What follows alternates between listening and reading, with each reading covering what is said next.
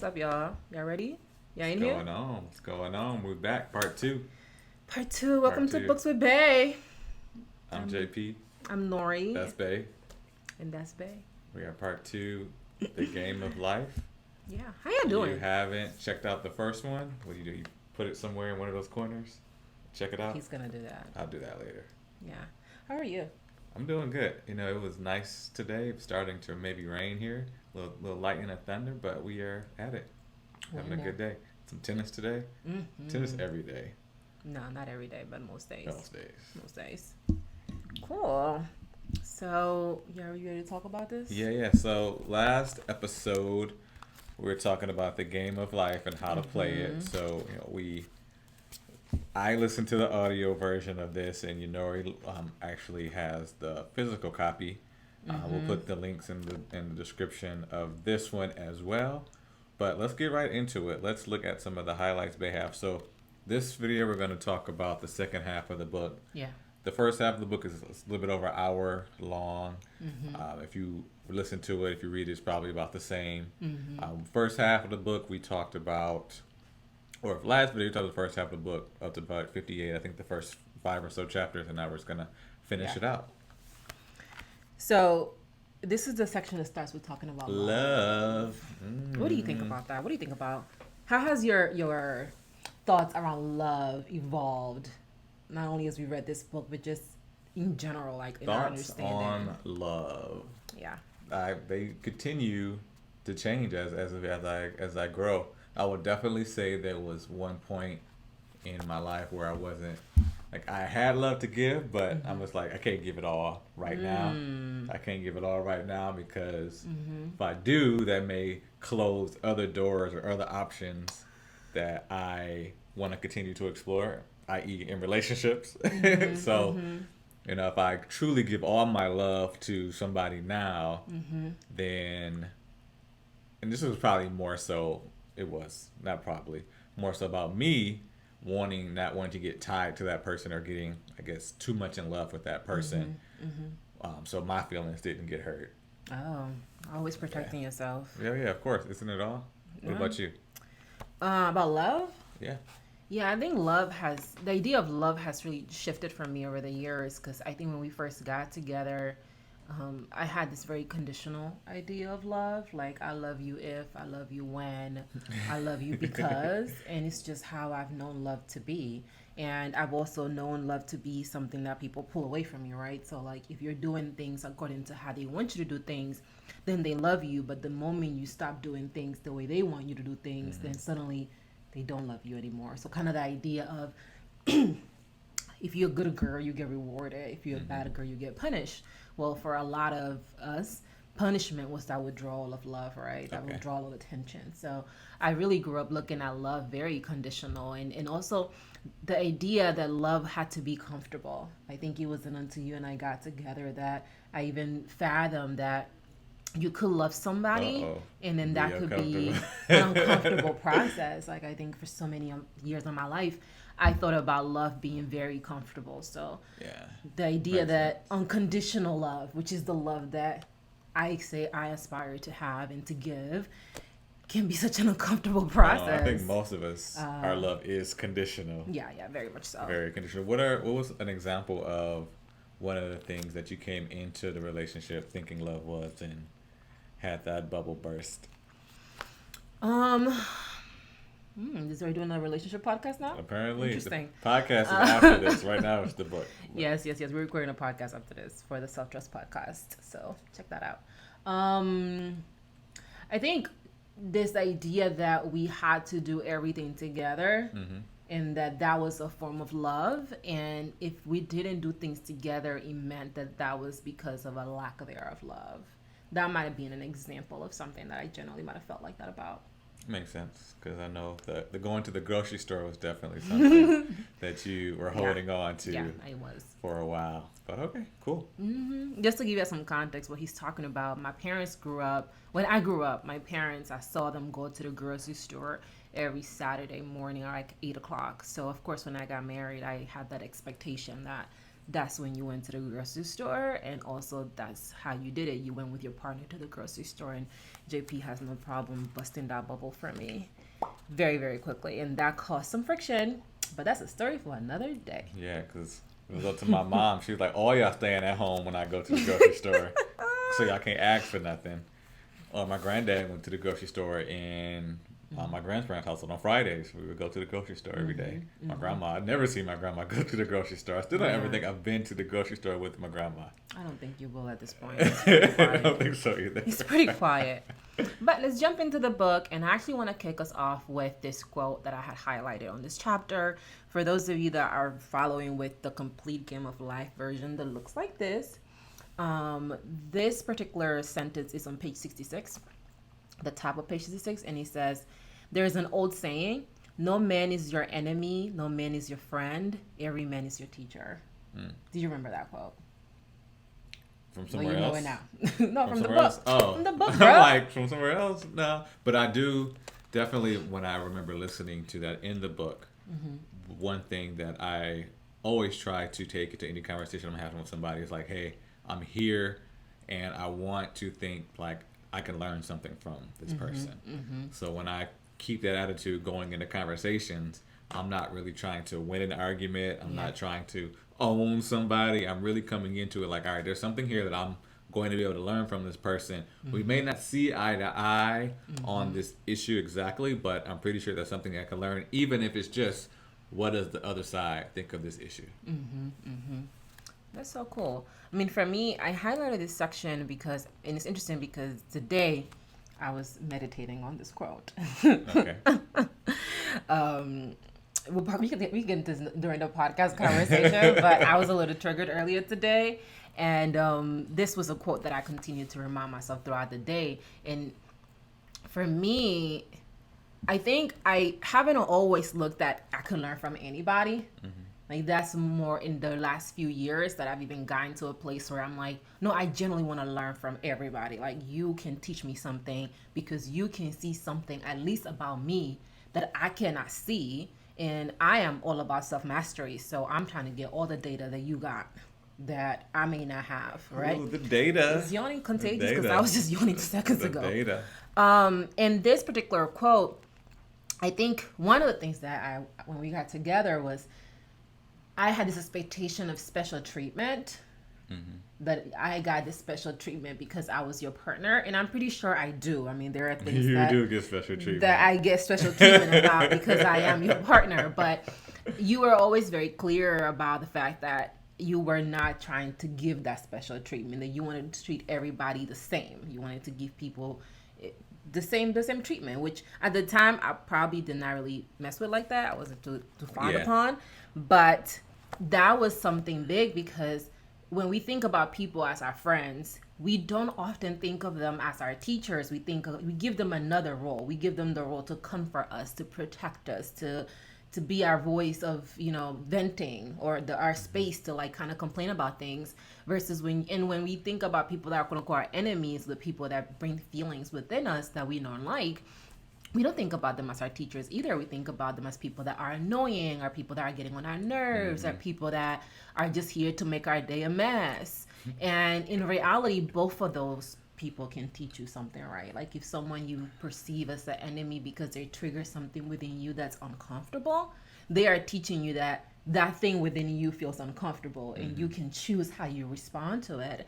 And if someone is a friend and you continue to seek them out so that they can comfort you, then that's teaching you that you need to be comforted in a certain way, and maybe you need to give yourself that comfort instead of putting that power into the hands of another person. So yeah, and it's an interesting concept of treating everyone the same. Yeah. So yes, treat everyone the same, give everyone the same respect. So that's why coming into conversations or when you're talking, will come with the expectation that you can learn something. But at the same time, you don't treat everybody the same. I don't talk to you the same way I talk to the people at work, the same way I talk to my mom. So in that case, I do treat people differently. Yeah. But I think it's on the foundational level, how you approach people should be the same. And then based on that individual, you have to critique or curtail how you have a conversation with them, because we may have more of a potty mouth talking to each other, We certainly do. but I don't necessarily go talk to my mom like that, right? You sure don't. You sure don't. I also think that kind of brings up this conversation around values, right? Because I think that's really what you're getting at, where it's like you can treat everybody the same because you have a set of values that you abide by when you are interacting with people. So what comes out as the same is this values that you run by versus just kind of being like, I don't have any values. I don't really care about anything or whatever. And you just kind of pick and choose what values you're going to uphold and when you uphold them. You've always been the type of person that, from my perspective at least, has had these values and you embody those values in your interactions with whoever you're talking to. So I think that's what comes off as you treating everybody the same, even if you're still operating within certain contexts as you're employing those values. That's me. That's you. That's you. Okay, so another quote that I highlighted here, these are two quotes that I have on page 67. One is, no man is a success in business unless he loves his work. And the second one is, no man can attract money if he despises it. We can talk a lot about those too, because I definitely remember saying once upon a time about the work, particularly when we were starting our businesses, was that who said it was supposed to be fun? Oh my goodness. Yeah, let's talk about that. So when we started our businesses, and now we have kind of consolidated into one business, which is the Nory Pounce brand. And I don't know, I guess Books with Bays here now, so I guess we have several businesses. But when we first started our businesses, at the time JP was doing coaching and I was also doing coaching. And I remember him being very like male energy, go, go, go, go, go, success, success, success, success. And he was like, you can't be having fun. Like, who said this is supposed to be fun? Meanwhile, I'm on the other side, super intuitive, super like, female energy. I'm trying to have a good time. Like, I ain't trying to be pressed, which both things actually need each other to complement, Exactly. right? Let's not pretend like one is better than the other because they're not. But I remember him being like, who said this is supposed to be fun? And I probably bawled my eyes out that time. Sounds like a time that would happen. Because I just felt like, I don't want to do this if it's so miserable. Like, I don't want to be doing this if I'm not if I'm not gonna have a good time. And I just understand that more and more why it's so important for you to love what you're doing. Because if you don't love what you're doing, if you're not having fun with doing the things that you're doing, you won't withstand the work and the time that it may require for it to unfold. And you're going to put so much pressure on what you're doing that you won't be able to manifest the things that you want to manifest out of them in a way that's calm and has ease and with consistency and enthusiasm, which is what I'm trying to do. So you can still manifest those things, but it won't happen in the way that I'm trying to do them, at least from my perspective. Yeah, for me, I think it just kind of depends on your personality. I mean, I've definitely done jobs that I didn't necessarily think were fun, but I do have the skills to do well in that environment or do well in that job. And for me, that achievement is what is the fun, isn't necessarily the actual activity. So I can do a job that I'm like, all right, this may not be forever, but for now I know that, hey, the skills that I've accumulated and what I'm good at can be applied here. Other people can benefit from this. I can do what I want sometime down the line or figure out a way to get to that point. Right. But for right now, it may not be fun, but I'm good at it and I can get paid well, which is also, money is fun. Money is also fun. It sounds to me like you're more outcome driven than process driven to a certain extent. Yeah, kind of. Yeah. And I think I'm the same way, but it manifests differently when our tolerance for the discomfort is different levels. Discomfort and negative emotions. Yes. Yes. I am very low on negative emotions or letting negative emotions affect me on a day-to-day basis. So, I can have a shitty week at work and I'll be fine the next week, right? Or somebody might have a bad week at work and they're like, I'm not going back in there next week. And they're taking the next week off or something like that to recover from the previous week. And it's just like, me, all right, shake it off, it's going to be like that and keep it moving. I don't know about shake it off, but it's like you will keep it moving more than them. I will say that. Yeah, hear that? That's the city of Fort Lauderdale. Who do you? You have 2 quotes on there? Yeah, so the other quote was, no man can attract money if he despises it. think you should talk about that one. My relationship with money is a work in progress. And if it wasn't because I set out to have a business and to be an entrepreneur, I don't think that I would have discovered how unhealthy my relationship with money really is. And I grew up in a household where money is the answer to our problems, and therefore I started perceiving it as the root of evil, if that makes any sense to y'all. So as a result of that, it's just been really interesting to work with the idea of money. And I like luxurious things, right? And luxurious things are made a lot easier when you have the money to pay for them, or the means to get them. How do you get them without the money? You obviously. Oh, I'm sorry. You're right. Love, duh. What was Love, I obviously. But when it comes to money, I've never been the type of person that's like, I love money. Like, those are things that I have, even saying that, it feels uncomfortable for me. Like, I love money. And it's actually one of my affirmations, which we'll get into a little bit later in this chapter, that I say regularly, because I don't be like, I love money like that. Like, and a lot of that has to do with my subconscious, right? So we talked about this in the first part. We broke down what is the conscious mind, the subconscious mind, and the superconscious mind, right? And just a quick recap, the conscious mind is your conscious brain. It's the thing that lets you know that you're here.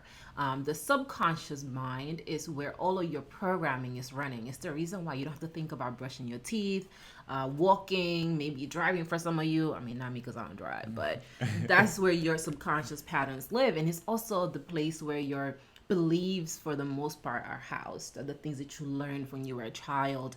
And at a very early age, I saw money as just this tool that was given so much power that, in a way, I felt even deprived me of like love to a certain extent. So because of that, I've never been one to love money, although I thoroughly enjoy the things that money provides me a space to get. Thoroughly. Like, thoroughly. Okay.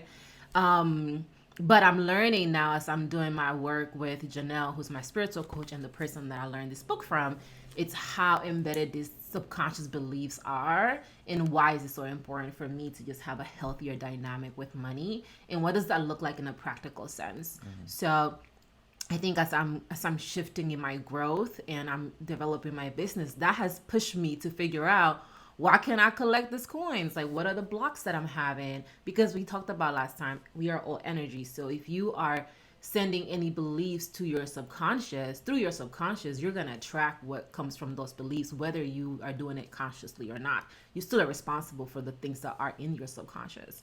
So I think Merchant Money has been ever evolving. And every time I'm learning that money is not this root of evil thing. It's how people in my life have utilized money. Is how people have taken actions with money that has had an impact on my ability to see money as something healthy, as something helpful, as something that's love. And one of the quotes in here actually is, I think she says, money is a manifestation of God. I was slightly shooketh at that. Shooketh. We're going to use words like that because, this is the energy of the book. Interesting. So the name of this book is The Game of Life. And how to play it. And if you've ever played the actual board game, The Game of Life, have you played that before? No, I didn't even know that was a board game. Oh, yeah. So as a kid, we played The Game of Life all the time. So for those who are not familiar with the game, being you. So Obviously. That's the board game. And so you spin this wheel and you move these pieces along. And so you start out as a kid. So when at the beginning of the game, you get this little car and you start with yourself, and then you get to pull cards and say, are you married? How many kids you have? And then you basically go through all these different life events. And you get to pick a job, or you pull a card and you get to pick a job and you get paid. So you land on these spaces. We need to get this game. And you get paid. And so at the end of the game, after you've gone through all of life, the person who wins is the person who has the most money. And so you get cash along the way, but then you also get like these little tokens. And these tokens are like, oh, you graduated college, or maybe you won the lottery, you did this thing, and you get money. You bought a house, And you get these things, and the person who wins is the person who's manifested the most money throughout the game. So if you think of other games like Monopoly as well, Similar it's kind of a concept. similar concept. At the end, Yeah. what you get money for, and the person who gets the most money wins. So I think one of the points in the book is that money is just a measurement of the success you do Yeah. and the value that you create for yourself and for other people. Yeah. Yeah. It's a tool, and I think a lot of us get really caught up in it because we don't realize that it is just a tool. Similar to the mind. The mind is a tool. You can put the mind at rest. You don't have to always be active with the mind, with the conscious mind, that is, because your subconscious mind, that's out It's there. It's always done. It's running. always running. It has to. If not, you're dead. I feel like I always find my way bringing things back to death, but yeah, that's really helpful to. But I think as even as you're saying that, my rebellious spirit is like, yeah, I hear you on that, but that is the message that money means happiness, which is not something that you said at all. But if the winning of the game happen, if the person that wins the game is the person that has the more money, the most money, not necessarily how life works. But that depends who you ask, and depending on what they value, We're not talking about happiness though. We're just talking about the game of life. life and generating Yeah. value. Yeah. Like you can be if you're happy sitting on the couch, well then sure, cool, but you're not necessarily generating value for the greater society.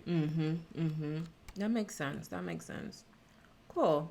So yeah, I think money is it definitely merits a much longer discussion, to be honest with y'all, because a lot of us think the money's the solution to all the problems, and when we look at money like that, we don't allow ourselves to see beyond that, right? So yes, money is very helpful, and I'm saying it from my office and for Lauderdale and all these things, but don't get it twisted. I've been on the other side of it too, and because of that, I see even with my parents, like their emphasis on money is such that they don't even see that there is an entire other realm that they may want to be exploring internally because they're so focused on money, even when they are taken care of financially. So when you're constantly seeing something as your God in a way, and I'm not saying that they see it as their God, but that's my perspective, right? It's like they have so much power. He has so much power and hold over them. When you're in that space, you don't get to see like, oh, okay, well, money's not everything. That doesn't mean that I cannot get it. That doesn't mean that I'm not worthy of it. That doesn't mean that I'm less than because of it. It simply means that there are other things also in play with the game of life, right? That can help you with strategy on how to attract more of this money that is a manifestation of God. And I think that often gets lost because people think, well, once I get this money, I'm going to be good. And then they get the money and they're not good. Like what happens to lottery winners? Like they get all this money and then it's gone. Why do you think that is? It's because money just amplifies who you are. It doesn't change who you are. True. Very true. Okay, carry on. What you got for us? So there's a chapter called Intuition and Guidance. Uh-oh. What was that? What was that for? Intuition, not a lot of people follow their intuition. And the guidance part is when you don't follow your intuition, you're going to be off track. So I think something I've learned, particularly from just being married to you, is that one, I assumed everyone just followed their intuition. Like I figure, oh, you know these things already, whether it be lessons that you learned early on. I think one of the examples is, for the most part, we all know that you need to eat healthy, right? You need to brush your teeth twice a day. We've all heard these things, but sometimes we still go against them. So we have this guidance. Our intuition tells us to do these things, but then at the same time, we may not follow through on those things. And I found that, and intuition wasn't even really a word that I used probably prior to us being together, and probably more recently since you've been talking about trying to follow your intuition. When you let me know that you didn't always, or you have trouble sometimes knowing what your intuition is, let alone trying to follow what that is. And I didn't know people struggled with that. I think I've always had a direct relationship with my intuition, and if my intuition goes against something else that's in my mind, I just laugh at it, right? I'm like, haha, that's funny. If it's like, hey, We got homework to do. You know what you need to sit down and do the studying today. You need to sit down and do the video. And the other part of my brain is like, oh, let's just chill. Let's just watch TV. Let's go play a video game. It's like, that's funny. We know what we got to do. But not everyone does it, obviously. We all get distracted and put our attention otherwhere, even though our intuition is telling us, you know what you should be doing or what you want to do. I think that's an interesting perspective because since that's not something that you've had to really struggle with, for lack of a better term, like you've always been grounded for the most part in your intuition, I think it makes it difficult for you to accept the intuition of other people when it's not in alignment with what you think with you and your path and your intuition is guiding you to do. And that's something that I think has come up in our marriage a lot, where I'm moving with my intuition and you're like, why are you doing that? Like, what's going on with that? Like, why would you do that? And from your perspective, you just asking questions. But in the moment, particularly earlier on, when I was still grounding myself in my own intuition, my subconscious beliefs and patterns were still not fully reprogrammed to empower me to follow the intuition no matter what. And as a byproduct of that, those questions were direct attacks, perceived direct attacks on the guidance of my intuition. And I think that is something that happens to a lot of people, where they are learning to listen to themselves. They are learning to believe in themselves. They are learning to move in alignment with their higher being. And that means that what they're trying to do is not going to be the same that another person is trying to do. And that can be very conflict inducing when people have very clear ideas of where they're trying to go and their partner seems to be going in a completely different direction as to what they would like to go. Is intuition only moving in the positive? Like, we're talking about the, say, recording this video versus sitting on the couch and watching TV. Can my intuition tell me to watch TV? That's a very good question. Because my intuition will tell me to take a break. So what's that line between intuition and being lazy? I don't know. I mean, I think that's the question that everybody has, right? It's like, when is it the intuition versus when am I making excuses versus when am I giving myself a break, right? That's a question that I was even talking to one of my clients the other day about. And I think that what I've learned is that your intuition is not going to guide you to do something that is not in alignment with your higher self. And what I mean by that is your intuition is not going to care about your comfort. Like, your intuition is going to push you to do the thing that is uncomfortable because it knows what's best for you. You've already determined what you want to do, and your intuition, at least I believe, has the best path to get you there. And so does Steve Jobs, by the way. And I think that the bigger question is why. What is the intuition really guiding me to do here? It's the saying, okay, lay down. If I'm thinking, the intuition is saying lay down on the couch. Is it lay down on the couch, or is it that rest? Is it that I need to rest? And if I need to rest, then have I not been resting? Is that something that I'm dealing with that I need to address, that I have been forgoing my rest in the name of doing other things? So I think the intuition is nudging you to get to the root of what's going on versus you just taking it, well, I don't feel like doing something, right? And then you also have to ask another question, which is this my intuitive guidance, or is this a subconscious pattern that I'm running, that I'm using as a self-protection to self-sabotage so that I can remain in a comfortable state? How do you tell the difference? By looking at your history. That's one of the reasons why I journal so much, because when I look at what I've done, it's like, okay, well, this is what I'm trying to do. This is what I'm doing right now. Have I rested this week? Okay, I have rested. I feel rested. Then you know that you just don't want to do the work. Like, let's do the work, right? What's an example of something that you would say early on in our relationship that you wanted to follow your intuition, but I was maybe not, my idea of taking action to your goal wasn't in line with what you thought via your intuition? Oh my God, you're always trying to send me to the past. I don't really hang out like that there no more. So these journals, you write them. And I write them and I review them every 6 months. Going back. Just to see what's going on, see what's in the streets, making sure that, but that's why I write it down so that I'm not going there in like Oh, we got to do it for I for know, the I know, video, I know, I man. know, I know. I'm Education gonna go. up. I'm gonna go. I'm gonna go. I'm Trying gonna to go. learn too. Obviously. What is something that I was trying to follow my intuition on, and I want to say, definitely when I brought up moving, that's the first thing that comes to mind. When I was like, I'm ready to move. I'm ready to leave DC. So we live in Florida now, to give you a little bit of context, but we used to live in Washington DC. And when we lived in DC, I remember telling JP like, I'm ready to go. And of course, this is something that my intuition had been nudging at me for. But this is actually a great example, because even though my intuition was like, hey, it's time for you to change this environment, like you're obviously not happy in this environment and you don't want to be here, you're showing up like someone that doesn't want to be here. It's time for you to move. We need to go, right? But even though that was going on with my intuition, I had a series of subconscious patterns that were very strong at the time, which included not planning for this move. So when I told JP I'm ready for us to move, of course he's like, whoa, whoa, whoa, we need a plan. We can just up and leave. But my intuition was very much like, we need to go right now.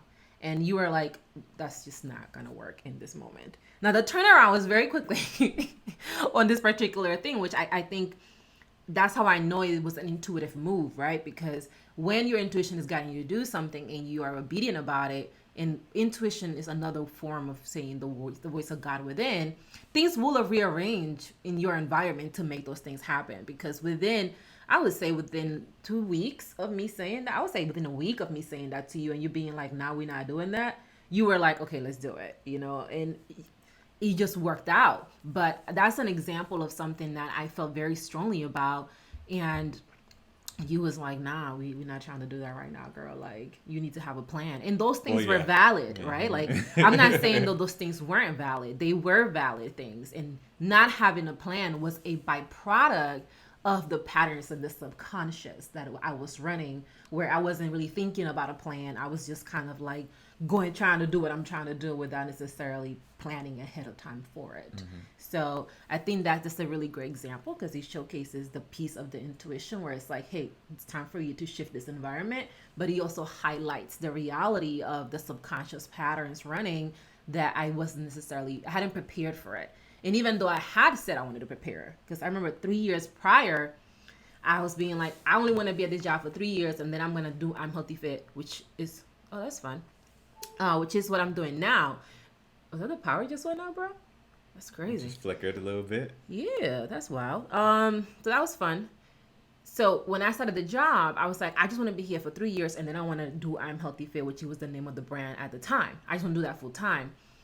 And then I looked up 2 years in, and I'm like, I haven't done anything to prepare me to do that. Which I would disagree.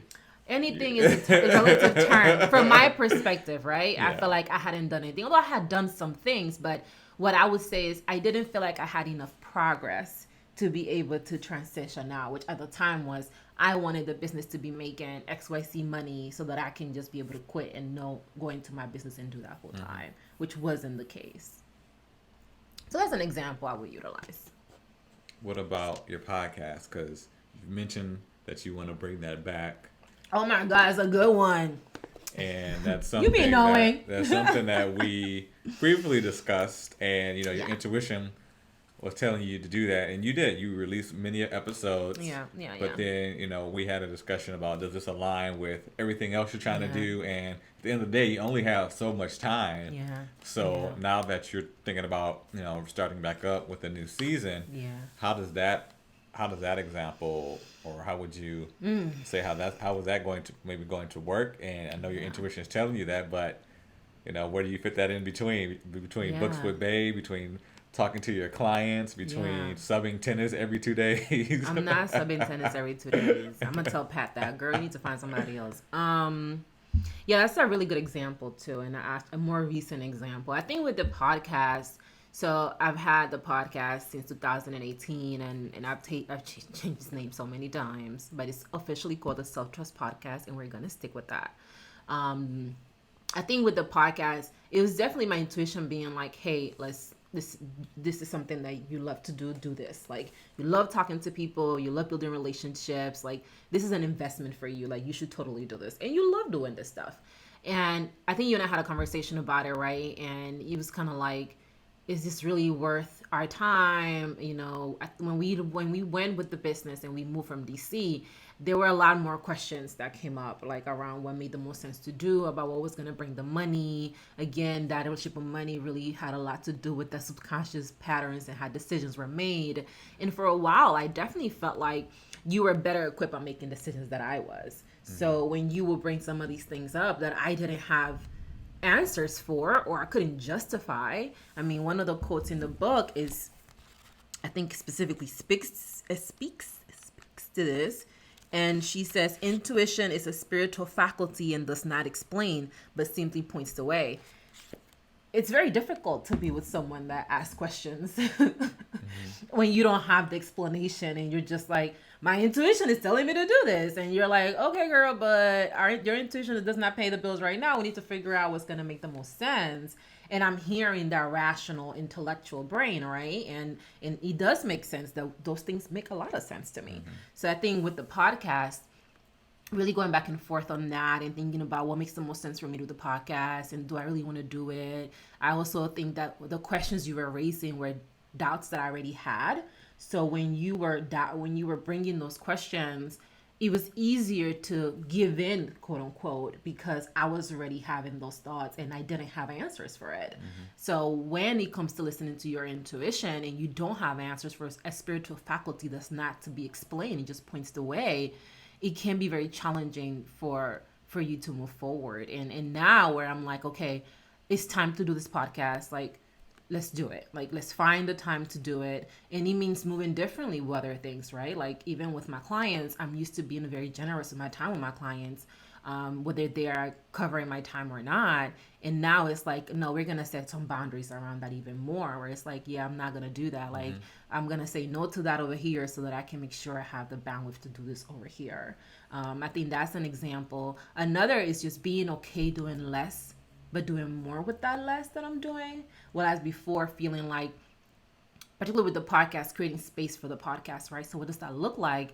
It means, well, I'm just not pumping content because of the sake of pumping content, but instead I'm shifting to really thinking strategically around, was part of my intuitive guidance, by the way, being like, hey, let's give people something that's more thorough versus just spitting things out because you feel like you need to be putting things out. What does it look like if you really teach? If you really take a step back and you're like, let's just really teach. So I have a framework called the 4 Stages of Self-Trust, and something called the Self-Trust System. It's a whole thing going on there.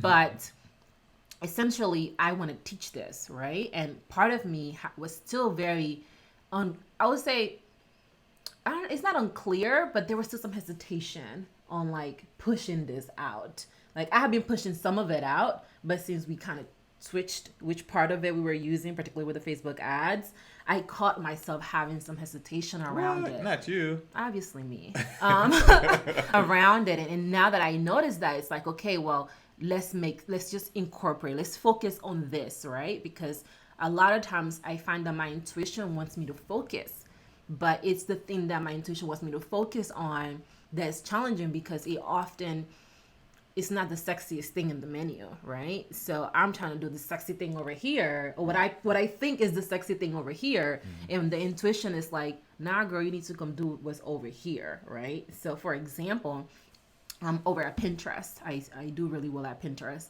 I have a great tribe I'm building over there. Head to Nory Council at Pinterest / Nory Council, but I've done so well at Pinterest. I work with the Pinterest team.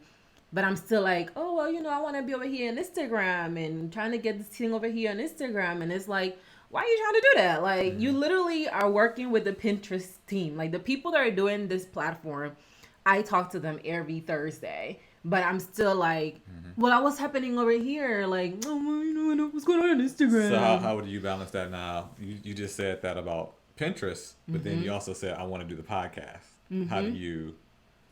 How does that go together? Yeah, so I think for me, what that looks like is, instead of being pressed about sharing like the podcast on my Instagram and things like that, just little leveraging my space on Pinterest. I'm like, hey, this is another way. Pinterest is about sharing content, right? It's a search engine. So just of the strength of being a search engine, it's a much better platform for what I'm doing, because people can search it and they can search it today, a year from now, 2 years from now. I'm still getting traffic on content that I published on Pinterest in 2016. That's like 4 or 5 years ago. So I think accepting that that's the place where it's best for me, even if that's not what's sexy and it's not what everybody else is kind of like, loving on, is the best place for me. And I think the intuition is always sending me to where the best place for me is at. But I always find myself negotiating with it because of where I'm trying to be at versus what it's saying this is the best place for you to be at. And over the years, I've gotten more clear on when does the intuition start and when does other people's voices begin, so that does the data ever go against your intuition? So you say like Pinterest is the best place for you to be at. Are you finding that the data backs that up? I would say, what's important to you? I would say overwhelmingly, the data's backing that up right now. I mean, I have over 20,000 followers on Pinterest. And that's what's important to you? I got like 3,000 followers on that's a metric, right? Right. That's a metric that I have access to. Right. And when I look at like financial metrics, this is where things get a little more fun. Right. That's where things get a little more fun, right? But because the my relationship with money has been an entanglement, for lack of a better word, the E word make his way today's episode. That hasn't been something I really thought about much, right? And the intuition, it's very like, just follow this path and stick to it, and money will come. Versus just me. It's my relationship with money that has been like the biggest question here. It's like, am I doing this because I genuinely care and I love what I'm doing and I'm passionate about what I'm doing, or am I doing this because I'm trying to get a check? Right. And I find that when I'm doing things because I'm trying to get a check, I can get a check, but I don't feel good. I'm not enjoying it. I'm not having a good time. I'm stressed. And I'm also just resentful about the entire process, because I feel like I'm going against myself as I'm doing this thing. And then I also feel like this is not supposed to be easy. It's still going to be uncomfortable, but it is way more. I'm making it way more hotter than it needs to. That's one of my phrases. You're not playing the game of life? I'm not playing the game of life smart. You're not playing the playing meta games. You're not playing the game that you're best suited for. Yeah, right? that's what you want to play a game that you can be the top at. You can. Yes. I can play basketball, right? Yes, I can play at the park, or I can go try to play in the NBA. Yeah. One of those games I'm going to be very successful at. The other one, they're not going to let me in the gym. In one game, you had 33 points. No, I had 40 points. 40 points. 40 points. In one game. This is a rec league, though, right? This is not 40 points in the NBA. And before this, I was watching a video about average Joe's guys who just play, at the gym, challenging NBA players, right? So they took one of the, what we call an NBA scrub, a guy who was only, I think it said in his last season, which was like 2013, he only scored like 78 points, right? The entire season. Okay. And then his whole career, he only scored like 1,400 points. And then they compared it to James Harden, who scored 1,400 points in 45 games, right? Yikes. But then they showed him playing against the scrubs, the best scrubs, and he murdered all of them, right? He murdered all of them. So you got to figure out what's the game that you're going to be best at, and then you want to find that game and play it. And this is one thing I learned in my consulting days is part of the business was if they weren't going to be number one or number two in that line of business, they didn't want to play, because the people who get the most money in that line of business are going to be the top 20%. And if you're the top 20%, you're going to be number one or number two, most likely, right? You're going to be the top players in that game. That's a great way of articulating that, because I think this entire 2018, was this the 3-4 years that we've been in business, I've been figuring out what is that game that I'm the best at, and how can I just play that game where nobody can touch me with this game, right? And at times I've deviated. My intuition has been sending me in that direction, but I've deviated from it because I hadn't seen the financial returns. Right. And I think a lot of times I've learned that You can't. But it's interesting because you say that, but then at the same time, some games you don't need to be the best at, but you can make a great living, right? So That's true. if you're in a business and say you're only making $500,000 a year, but there's somebody else in that business who's making $500 million a year, $500,000 is not It's not actually bad. that It's not bad. bad. Depending on what that means to you, Right. and depending on what that's costing you to get and what trades you're Yeah. making, Yeah. right? Yeah. And I think for me, I'm trying to live my life in a very specific way. And I'm very clear with my intuition about what I'm trying to do. And I'm like, all right, you teach me, you lead me where where I need to go to make those things happen. And the intuition is like, all right, I'll take you there, but you can't eat the fruit the day you plant the tree. And she be trying. All the time. I be asking JP, like, do you know what's the quickest tree that grows that you can eat the fruit? Like, what's the timeline? And that's not how it works, right? And I think for me that has been like a challenge. It's like I've attached so much of my self-worth with money. I attach so much of what I bring value to people with money that when that's not there, I've often felt like I don't have value. I don't bring things to the table. I'm doing things wrong. I need to change to something else versus just being like, girl, there's other shit that you bring to the table besides money. Like, you are popping, you are all these things, and money is not the only thing that it's one thing that you can do, but it's not, it doesn't capture your essence. But again, that's something that has been playing in my subconscious for so many years of my life. And if not in today's episode, but maybe at another time, we can talk about how that like impacts us. So many of the examples I look at, my vivid memories, have had to do with Nory brings value. Value is money. We love Nory. Nory does not bring value. We do not love Nory. Separation. That's a lot of what I've experienced. So naturally, that's a very clear message sent to the subconscious. And that has a number of byproducts, like not completing certain things, not pushing myself beyond the comfort zone, not sticking long enough so that I can receive the fruits of my labor on certain things. These things are like have a trickle down effect, or a domino, more like a domino effect, less than a trickle down effect. And because of that, I found myself going back and forth with my intuition more than I need to. And my intuition is like, you making it hot on yourself. Like, you don't gotta do this, but you trying to do this because you want to argue with what's best for you. But you arguing what's best for you because you have the subconscious patterns that are leading you to self-sabotage. So you're not getting the thing that you want. So I think it's very, very, very intense at times. It's a lot on intuition. That's what I said. You heard my sound at the beginning. That was why, because intuition goes deep. We've had a lot of conversations about that.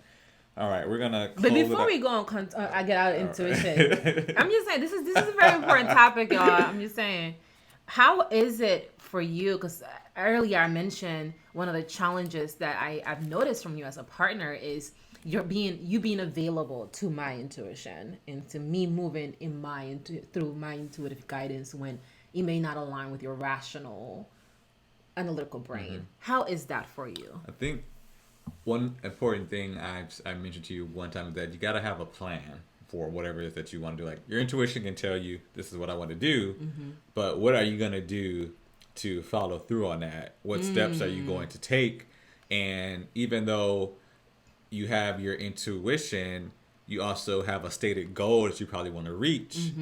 Is your intuition is it going to get you there as quickly as you would like to, or does that even matter? You know, if there's another path that may take you a year to get there versus your intuition path that may take 10, you know, are you going to make that trade-off? And I remember when we were talking about your podcast previously, and it was like, no, I don't think that having a podcast is a bad idea, but what's your plan? At that time, our goal was to make X number of dollars through having X number of clients. Well, how does the podcast align with you getting there? And at that time, didn't necessarily have a plan that aligned. And then also, you know, probably the biggest thing for me with intuition is, okay, what if your intuition changes?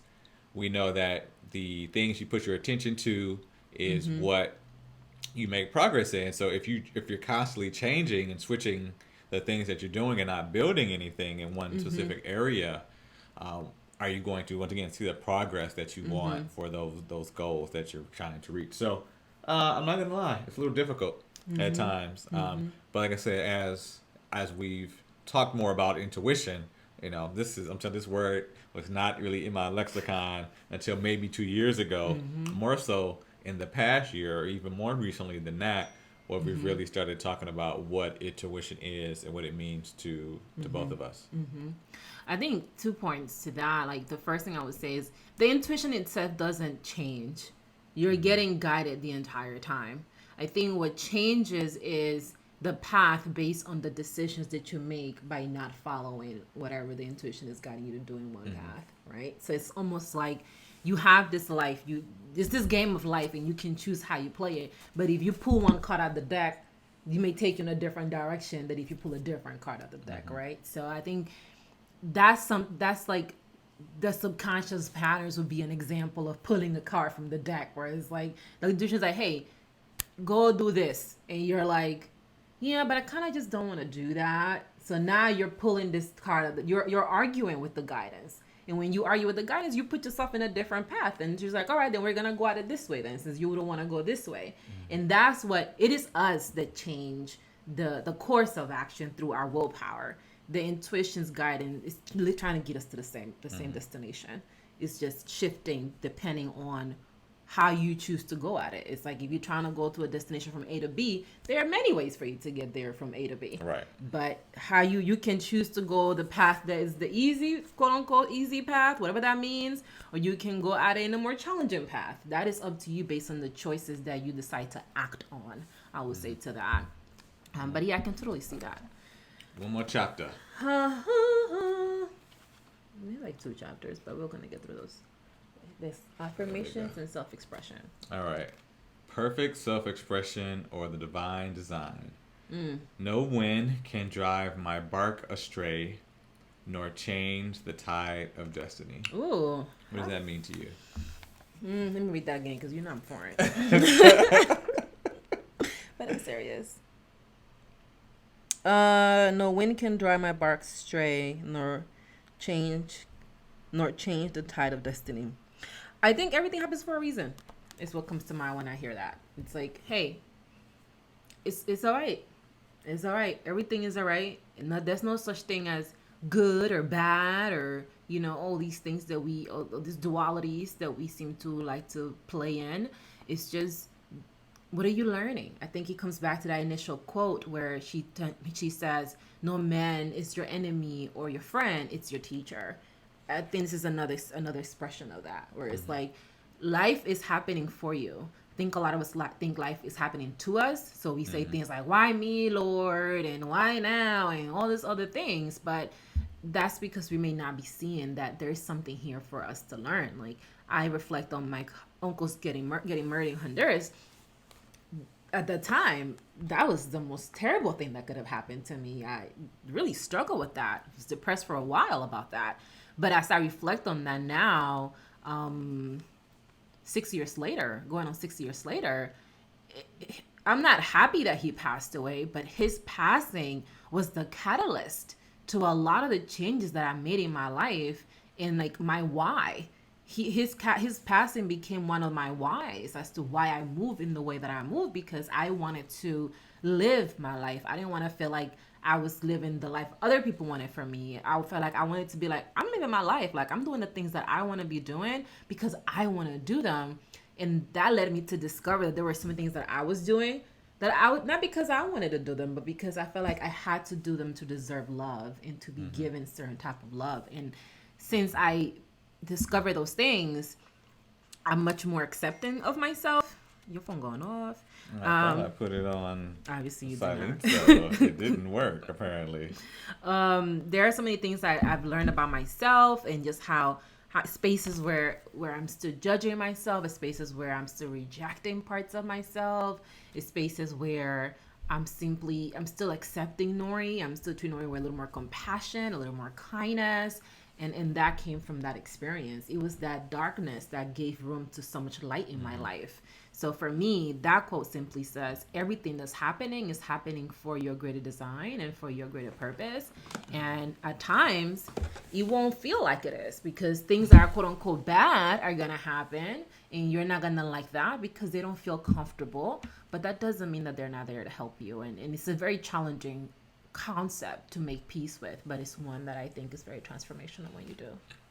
Yeah, the divine design to me, at the end of the day, there's something out there in the universe that you're designed to do. You just have to play the game of life and find it.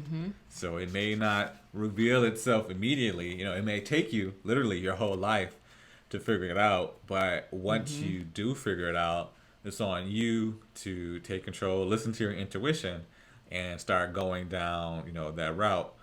I'm finding now that I'm 35, and I thought that, hey, by this time in my life I would have certain things, or I would be at a certain place, when I maybe there just looks a little differently, but my interests are starting to converge. Like I'm an engineer by trade, so I thought I would for always be doing something technical. And what do I enjoy? I enjoy reading books and talking about them with my wife. I enjoy being a public intellectual. I enjoy talking about intuition. Apparently, I enjoy reading other people's books and talking about how those topics impact my life, and listening to the public conversations and people talking about different ideas, and how they can either be positive or negative, or in my opinion, how we need both sides of the equation so we can have a better perspective of what's going on. Those are the things that I'm finding that my intuition is pulling me towards. Not that the things in my past haven't prepared me for that. It just looks different from what I thought I would be doing. I think they have prepared you for these things, because the thing about intuition, and this is something that we can talk more at length at another episode, but intuition doesn't work without structure, right? And I think a lot of times when we hear intuition, we're like, oh, it just means go with the wind, wherever the wind sends you. But the wind will tear your ass down if you don't decide to ground yourself in something. So and that was a challenging thing for me to make peace with, the idea that creativity is the most creative when it has boundaries. Sounds counterintuitive. I know, but it's the truth. If you look at something like TikTok, the children are not just the children. Everyone on this app. I'm not saying everyone because I'm not on there. Old lady, you're just the children. I know the children. I'm never gonna say that. The young folk. He gonna say it. The people on this platform have a very limited amount of time, and they get very creative on this app. Like, for 15 seconds, however seconds it is that people got to deliver what they need to deliver, you gotta get really creative to get your message down in that very, very brief period of time, versus someone like us. Like, we have an hour here to talk, or however long we want to talk, because then nobody got us on no timer. So I think that's a form of structure, right? And for a lot of my life, I associated structure with punishment. So I saw it as a stifling of my creativity. It's that father we talked about last episode, that father figure, the holy Lord. People don't like that father figure telling them what to do. Exactly. That structure. That structure. And intuition gives you the guidance, but you have to have the structure and the discipline to execute on that guidance. If not, everybody will have 6 abs. At least everybody that says that they want them. And I see people commenting on social, they'll be like, oh my God, that's the body. I saw a comment today, and it was like, she got the body that I want, but I won't work for her. So, like, that's a manifestation about how a lot of us are moving on things where it's like, oh, so-and-so got the thing I want, but I'm not trying to work for that. I'm not trying to do that. Like, I ain't trying to do that. I told you I have friends who worked out with me, and one of my good friends who works out a lot, he played football. And he was like, if this is what I got to do to have a 6-pack, or if this is what I got to do to make it on these teams, I'm not doing it. It's work. I'm not trying to do that work. It's work. And it's not comfortable work either. It's going to stretch you out. And I think that's the challenge, right? Like, it's balancing that intuitive guidance with the structure to develop the self-discipline to execute on it.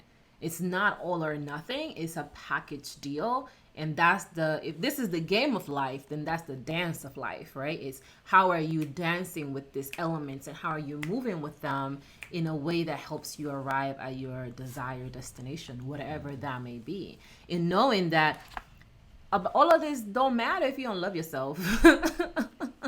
Even that's what this book talks about. At the end of the day, it's like you love God. Like loving God means loving you because God created you, or the source, whatever you want to call it. It's just a word that we use to signify that there's something we all come from. But if you don't love yourself, then that's gonna impact how you treat other people. Because what was that quote you talked about? I think it was Luke when you said the mouth reveals what the heart feels, or something like I that. said something from the Bible? Me? Yeah, yeah. Uh-oh. Y'all ready for Bible study? Pastor JP in the building, y'all. But yeah, it was that. It was the mouth doesn't reveal anything that's not already in the heart. So Yes. the words that you use reveal what's already inside of you. So, people who don't have ill intentions or don't think of ill intentions, they're not going to say those things. So that's real, So every time you talk to people in a certain type of way, that's how you probably talk to yourself. And you may not like it, but that's the reality of it. Because if not, why will you do it, right? Those are the subconscious patterns that you've learned on how to communicate with yourself and how to encourage yourself. And then you pass that on to other people. And it's something that's very difficult. A lot of people have a very difficult time with how much grace I give to others. They really struggle with it because they feel like I'm giving people a pass. And let's think about that. They feel like I'm giving other people a pass. Well, last time I heard whoever got the what is it? Whoever is free of sin, cast the first stone. I'm not out here free of nothing. So I'm fully aware. What's the Spider-Man meme is in the background? I'm fully aware that I have my sins and I have things I can be better at. I have things that I ask grace for continuously in my life. And I extend it as much as I can. And I know that I can extend more of it. Because the other side of grace is judgment and rejection. And that doesn't bring us any love.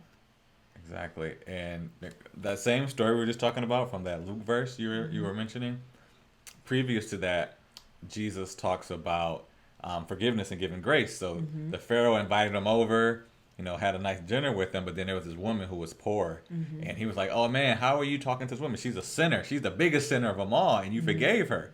And so Jesus was like, well, if you had someone who was in debt $50 versus someone who was in debt $500, and I just forgave all of those debt, or there was a story that he said there was this man who did Parable. that, right? And who would you say would have more love for me after that? And he was like, probably the person who gave $500 or whose debt you wiped away. That was more of denali, whatever dollar denomination that is back in the Bible. But I think that same principle is definitely true. If you're giving grace to the biggest sinner, well, then that person is going to be like, wow, I did all these bad things and this person still loved me. What a great person. Versus, it was only a couple dollars. Your cousin, it's only a couple dollars. They're going to be good, right? That's another family example of money situations. Final thoughts, bae. The game of life. The last piece on this book, they talk about affirmations. And the thing about affirmations is they simply are phrases or statements to help you reprogram your subconscious based on whatever beliefs you have that are running and that are having a difficult time helping you bring your dreams to reality. And at first I used to be like, them stupid. I'm just gonna keep it 100. I used to be like, this is dumb. I'm not saying this. And I actually had a mentor that was like, y'all gotta do your affirmations. And I used to be like, this is dumb.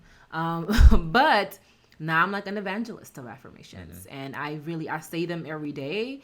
I say them whenever the ego or the fears or anything comes over. Whenever I'm getting triggered by something external, I lean into an affirmation because that shows me that moment is a teacher and it's telling me that I have something to release here. So affirmations, I think, are very, very powerful. I've seen their impact for me and how they just help me, at the very least, get me out of the mind and present a different perspective. And at the most, change the reality. So I love affirmations. Another word for affirmations? Prayers. And I definitely don't, let me say, I'm not a person who tends to pray a whole lot, but I've always been a person who does self-encouragement or affirmations even before I knew what they were called, right? I'll walk past a mirror and be like, yeah, JP, you the man. You got this. He sure does. You going to knock it out. Whenever I'm getting ready for a meeting, it's like I'm preparing. It's like, all right, JP, you know what to do. Let's go ahead and show these people what you made of. Like, that's already my subconscious that's playing. And so when we did get introduced to actually saying affirmations on a daily basis, it was like, oh, yeah, I'm actually already saying a lot of this. So it just kind of just makes sense and fits into, you know, my life. All right. And I did pray it more when I was younger. And I think for me, when I think about praying, it was always, I'm more thinking goodwill for my family. I'm like, I want my family to be good. My brother, sister, grandma, daddy. I want everybody. It used to be like, I want the whole world to be good, right? Not necessarily praying to a certain person. But for me, the most important part was, you know, have everybody be good and let me be able to do the things that I say I want to do. That's a word. That's a word. All right. Game of Life and How to Play It. It's a great book. Pick it up. Yeah. Open your mind to it and let us know what you think about it. Yes, in the comments, and we'll mention a couple of things. Podcast episode that Bae is going to be releasing. We'll put it in the comments, in the description. We'll put the first episode, and then we'll put the link to the book as well. So you didn't tell them to subscribe. I mean, subscribe. You don't got to if you don't feel like it. No, my perspective. But JP said we gotta go. Yeah, you got to pray, right? You got to say the affirmation. Say the affirmation. We have an abundant channel with thousands of subscribers, and starting with the first 1,000 that we will reach. As of this one, we gained 1 from the last video. So, ooh, welcome. Yeah. Let's keep it going. We will reach 1,000 subscribers by the summer. We need to be more specific for that because affirmations, you got to be specific. August 31st. Okay, August 31st. All right, there you go. There you go. Specific. Thank you for joining us today, and we will see you next time. Later. Bye.